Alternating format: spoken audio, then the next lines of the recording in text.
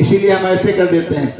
इसीलिए भगवान के इस भजन में हम लोग भव सागर रूपी इस संसार में डूब रहे हैं, और इस संसार से डूबने में मदद कौन कर सकता है? हमारे प्रभु। तो इसीलिए हम जब जयकार करते प्रभु जय हो, अब तुम ही बचाओ, तुम ही रक्षा करो, इसलिए कीर्तन में ताली और हाथ अवश्य उठाने चाहिए।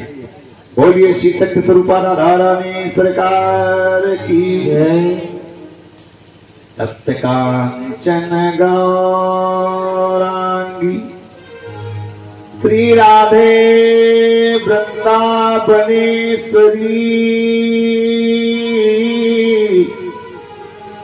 श्री वृषभानुसुते देवी सततम ते कृष्ण प्रिय।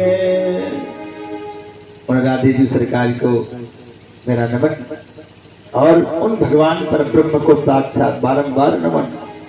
अब चलते हैं कथा विषय की ओर। कल आप लोगों को कथा धुंधकारी के विषय में बताया जा रहा है। हमारा मन, धुंधली देवी जो धुंधकारी की माता हैं वो है बुद्धि, और आत्मदेव हैं आत्मा, तथा गोकर्ण इस कथा में है परमात्मा। और जो 5 वेश्याएं हैं वही है हमारी 5 कर्म इंद्रियां। तो धुंधकारी जैसे पापी की मुक्ति इस भागवत श्रवण से होती है, धन्य है ये भागवत ग्रंथ, और हम इस मानव तन को पा करके ऐसे पावन पुनीत पुराण का श्रवण न कर सके तो हमसे ज्यादा नराधम कौन होगा। भागवत जी में लिखा गया, दुर्लभो मानसो देहो देहिनां क्षणभंगुरा तत्रापि दुर्लभं मन्ये वैकुंठ प्रिय दर्शनम। सबसे पहली बात तो दुर्लभो मानसो देहो, या मनुष्य तन हमको दुर्लभ है। बड़ी मुश्किल में 84 लाख योनियों को पार करने के पश्चात यह मानव तन हमको मिलता है। और क्यों मिलता है? इसलिए मिलता है कि हमने जो उन योनियों में पाप कर्म अकर्म किए हों उनको संभालने के लिए यह तन हमको मिलता है कि उनकी गतियों को संभाला जा सके। क्यों? लेकिन यहाँ मानव तन पाने के बाद संभाले कौन? जितना बना बनाया वह भी बिगाड़ देते हैं लोग, है ना। दुर्लभो मानसो देहो, या मानस देह दुर्लभ है।